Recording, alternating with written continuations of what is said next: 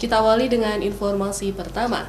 Saudara, hingga tanggal 12 Desember 2021, Satuan Tugas Penanganan COVID-19 Aceh mencatat jumlah kasus aktif COVID yang masih dirawat di Aceh saat ini tersisa 5 orang lagi.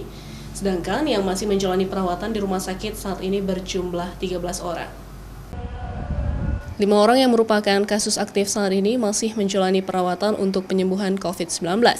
Sedangkan 13 kasus probable atau diduga suspek juga masih menjalani perawatan di rumah sakit rujukan COVID-19, yaitu di RSUD Subuh Salam berjumlah 4 orang, di Rumah Sakit Tengku Abdullah Syafi'i PD berjumlah 7 orang, 1 orang ada di Rumah Sakit Kesdam Banda Aceh, dan 1 orang lainnya ada di Rumah Sakit Manyangkute Bener Meriah.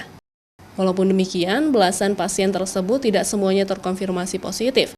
Mereka belum terkonfirmasi positif, namun diduga suspek atau probable. Satgas COVID-19 Aceh berharap kasus aktif maupun dugaan suspek semakin turun di Aceh, agar tidak ditemukannya lagi kasus COVID-19 di Aceh. Dengan tren yang terus menurun dan angka kesembuhan yang terus meningkat setiap hari, kasus aktif yang sekarang ini sedang dirawat itu sebanyak 5 orang, termasuk ada penambahan 1 orang yang sembuh kemarin tanggal 12 Desember 2021. Tetapi yang saat ini dirawat di rumah sakit ada 13 orang. Itu tidak semuanya sudah positif COVID-19.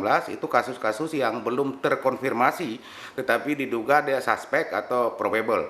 Walaupun saat ini tren kasus terus menunjukkan tren penurunan dan tingkat kesembuhan juga terus meningkat, namun Satgas COVID-19 Aceh tetap menghimbau masyarakat untuk mematuhi aturan protokol kesehatan pencegahan COVID-19 agar benar-benar terbebas dari COVID-19 dan juga tetap melaksanakan vaksinasi secara lengkap untuk mendapatkan imun tubuh agar tidak terpapar COVID-19.